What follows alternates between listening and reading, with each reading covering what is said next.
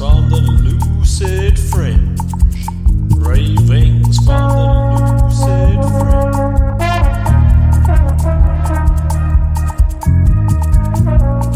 Musings from an unpasteurized life.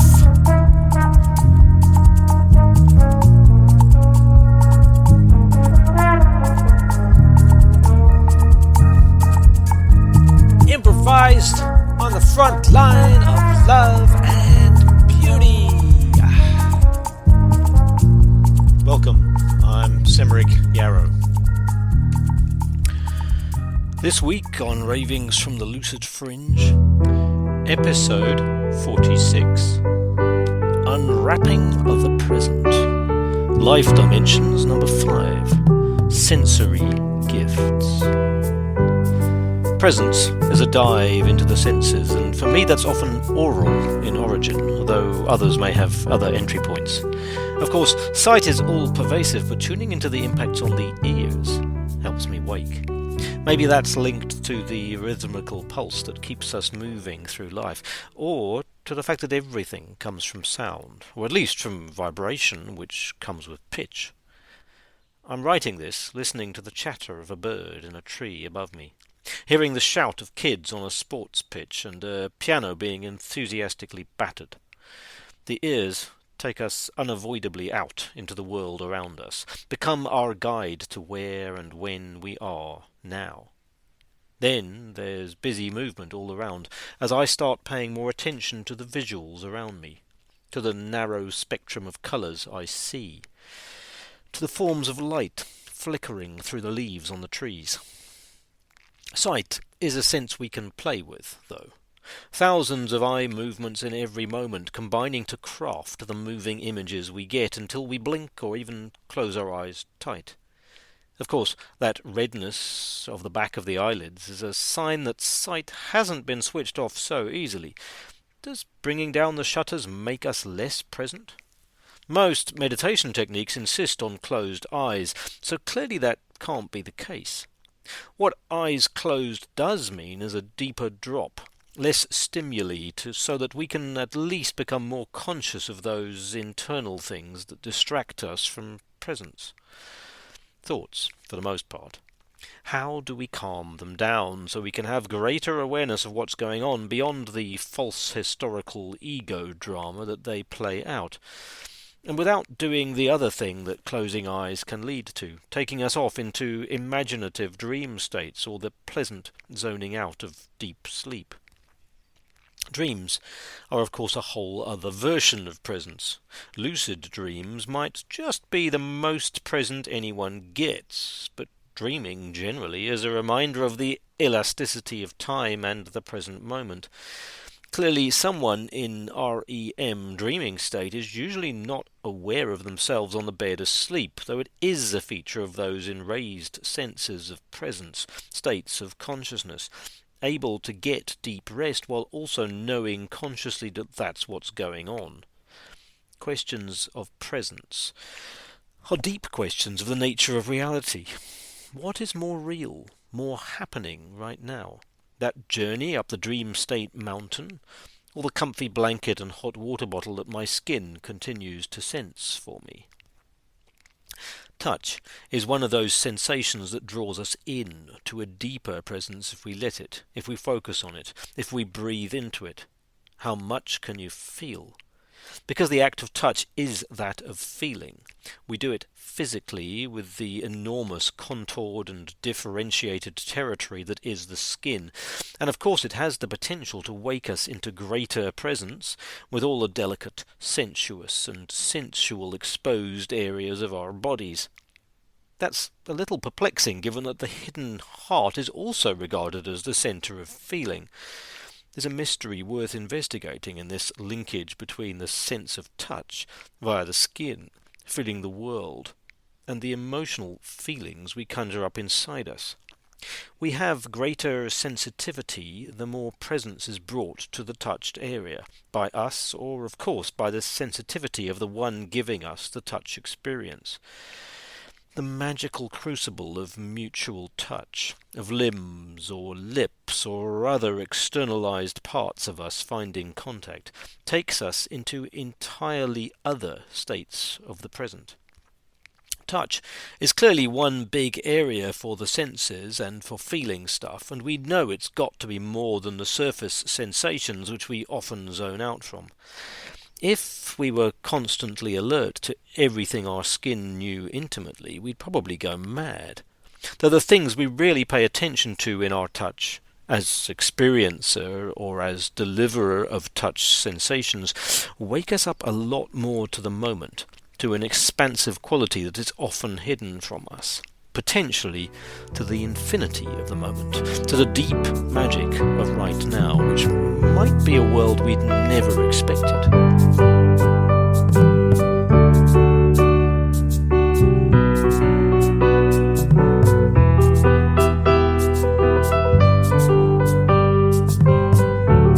On the other hand, as Pink Floyd sang and a zillion of us can affirm, there's a possibility, especially in this time we're living in, of becoming comfortably numb. The nervous system alerts us to pain and to discomfort, and plenty of us somehow avoid these kinds of feeling. Even more internal, but just as much part of the presence we should become aware of if we want to drop deeper into the moment. Screens and other fabulous drugs have been extracted, devised, wished into being by our addictive and distractive personalities to keep us away from our pain for ourselves and the world. Sadly, in that place of distraction, we're cut off from being able to really feel touch. Our root chakra connection to the planet, to our creative sexual energy, is driven to blandness in our quest to avoid our pain, our grief. Plants, too, have a sense of pain. Scientists have recorded their distress signals being released when they're suffering damage, and they can't easily avoid feeling that, unlike us overthinking movers. And in a way, this reminds us that our own human sensations of the present moment are just picking up on one range of stimuli, of information about right now. Plants are undoubtedly aware of a different range of things going on, using organs we don't know about because they don't look like organs to us. Mainstream scientists tend to call the way organisms like plants process information mechanisms, rather than organs, which of course is a giveaway for a machine-based worldview. I would say organs are collaborative systems of body parts, alive, with some kind of intelligent organization behind them. From this perspective, the organic creation by organs of the present moment is a little more obvious. What we have in common with many other animals, though, is the awareness of our own movements, that sense of proprioception that plants don't have because they're not mobile in the same way. Though perhaps they do sense it in their deep sense of growth, a special aspect of movement that they manage just as well as we do, long-term movement at the pace of giants. So if we tune in and drop out of those monkey mind thoughts, we get in the zone, be it running or dancing or climbing or simply lifting a yoga posture for a little longer than we'd managed before. And then there's other times we're not present at all, unaware of our scrunched back or our careless feet stomping over rarefied turf. At times it seems animals have perfect skill with this sense as well as the related sense of balance. They are not bothered by anxious thoughts taking them out of that awareness of what their limbs are up to. Are they, then, truly present in ways we aren't? Yes and no. Yes, plants have unexpected senses we haven't yet figured out.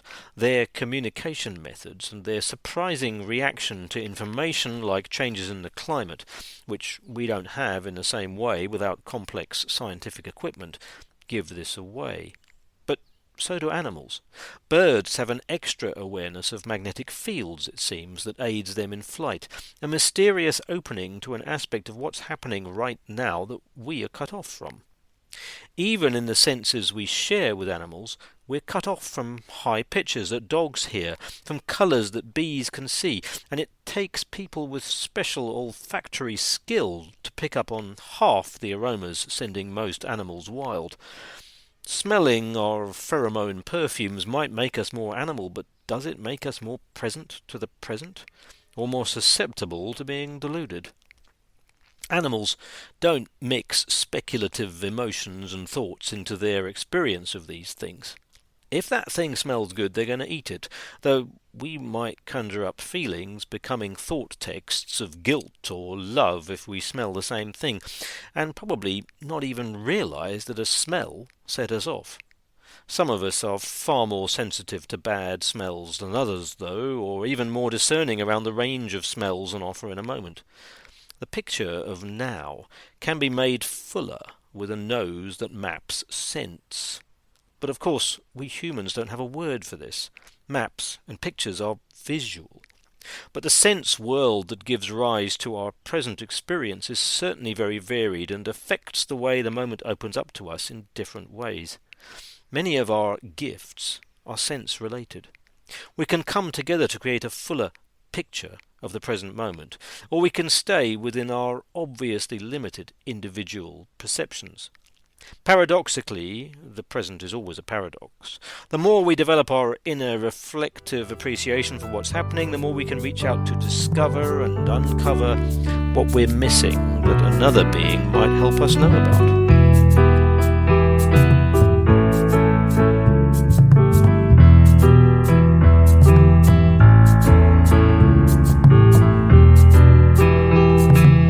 And the taste buds are the mouth version of a sense that takes us inwards but also reaches out.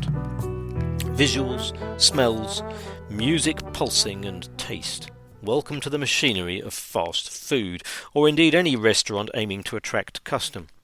In fast food, the senses are flattened and simplified. Think of the way a baby's toys these days are patterned according to gaudy plastic primary colouring. The subtle gradations, the organic, are almost filtered out compared to the pastels of a home-knitted doll. So it is with fast food. Presumably marketing has found this elicits rapid responses rather than reflection.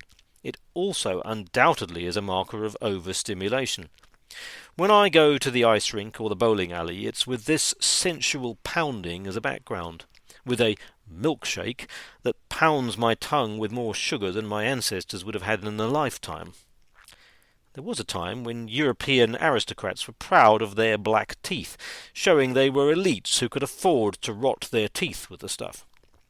We have dulled many of our senses through excess. Retreating from this is a sure way to get more present again. When I've fasted, the tastes of foods when I return to them are vivid. Even carrots can taste too sweet. Our version of carrots are a pretty modern sensual experience, hybridized to make an orange variety by Dutch patriots when their empire was gathering the world's plants and playing with them. Imagine a time when purple was not the colour of Barney, but the colour of seashells that could only be dyed for emperors, a time when bright things were rare, when good taste had a gentler quality. Perhaps good taste still does. More natural, earthy tones. Mauve, that slightly sickly cross between purple and pink, was the original chemical dye that ushered in this modern, sensually bold age. And yet, taste is intimately linked to consumption, to swallowing more than we should. Often we're asleep to what we're eating, and it becomes a moment of gluttony. We eat because we need to eat. This sleepiness in the taste sense is what has led to our taste addictions, to being conned into gobbling up stuff that we start to crave in spite of ourselves, overriding the pain sense, overriding the actual needs of the stomach. It's good to stop, to blindfold, to feed a lover little tastes of things, to give them sensory experiences that reawaken observational skills and induce simple delight. This is all a part of becoming more present to what the moment brings, and not simply scoffing each other and the world. In Rudolf Steiner's elegant postulating of 12 senses, building awareness in the 4 internal body senses, touch, pain or life processes, movement or proprioception, and balance, helps us develop those more spiritual senses that enable us to relate in the moment with others. The sense of balance is related to the sense of hearing, this we all know. That baby who finally stands and then moves is supporting her ability to differentiate the sounds around her. Greater awareness of movement, however, also calls forth a critical sense, for Steiner, of being able to appreciate that things are being spoken, that there is a discourse being given out into the world as opposed to mere music. Poetry in motion, motion into poetry. The present moment is in fact full of resources as we become more observant. Perhaps those speaking are not simply our fellow humans. There are many beings issuing their stories into the world in languages we need to strive to understand. The stories of the great consciousness that is the forest, for example, are expressed in wonderful ways we might hope to get aware of if we keep our senses open. And those stories can be danced. A twist of the foot, or a bend of the back, a sudden impulse upwards. All are found in narrative and in movement. And if we're too wrapped up in our own stories, our pasts and our futures, we can't hear these stories, can't sense into what is being expressed by another.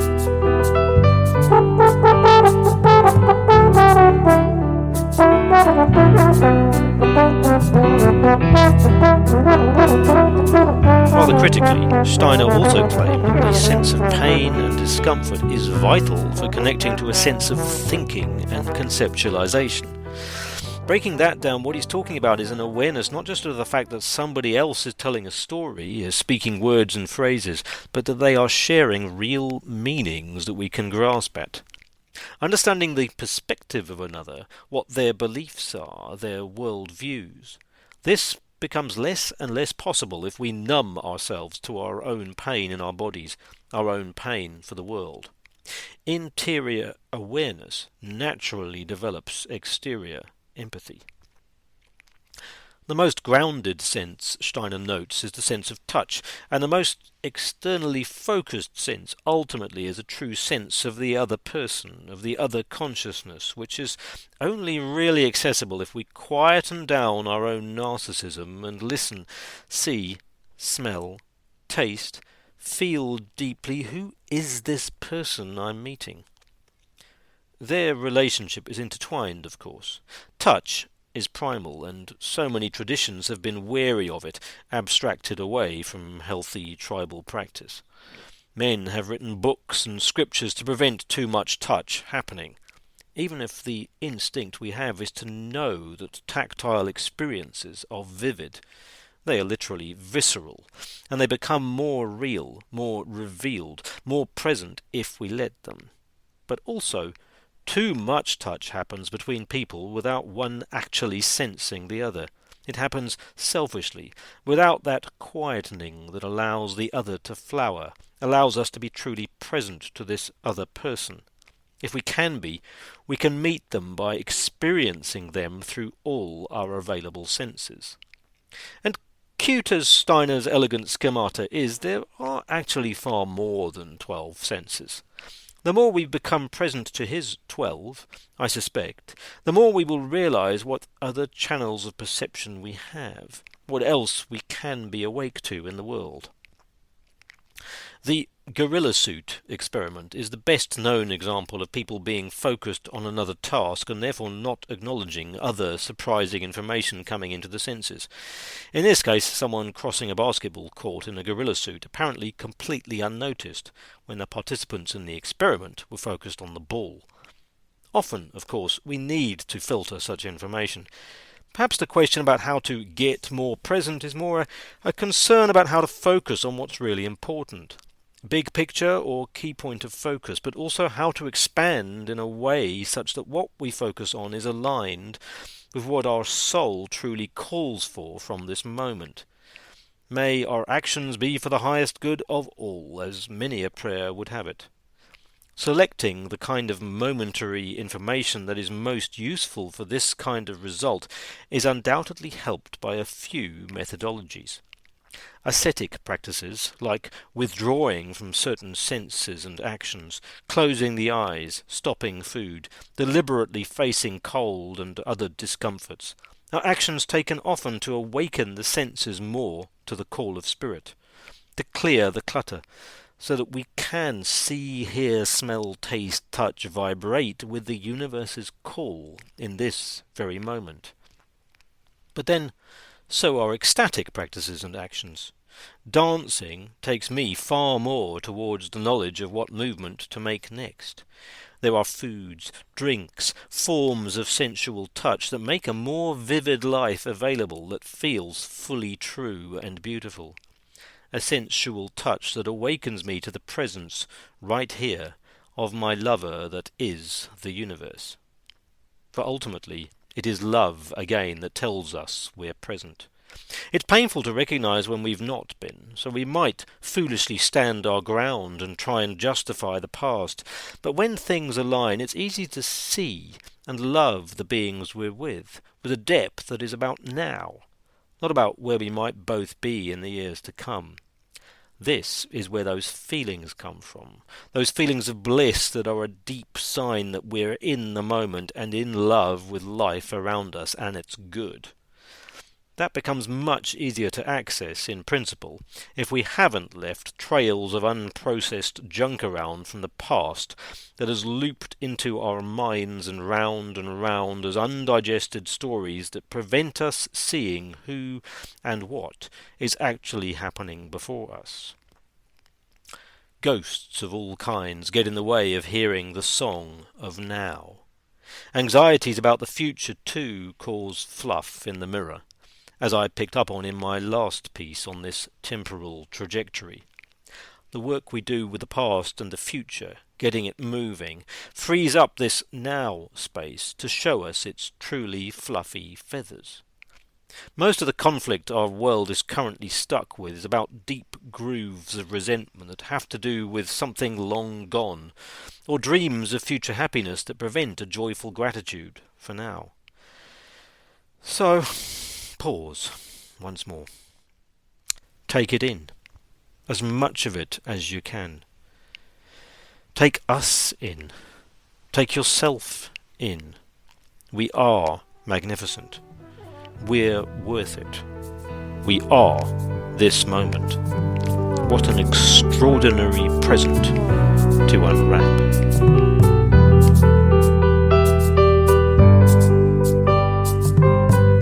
So, thank you for listening to this latest episode in the series, and you can find all of my articles and my recordings at lucidfringe.substack.com, except my music and poetry from the past, which is all available at simrickyarrow.bandcamp.com, and the background recordings and sounds that you will have heard are all either from those recordings or they are my own.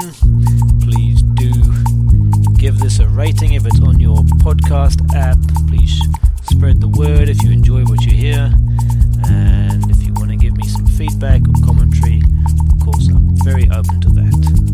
Any suggestions for future episodes? Okay, enjoy. See you next time. Ravings from the Lucid Fringe. Ravings from the Lucid Fringe.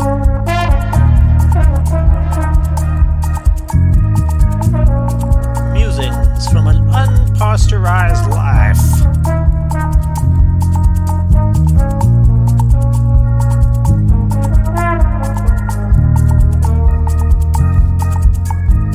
Improvised on the front line of love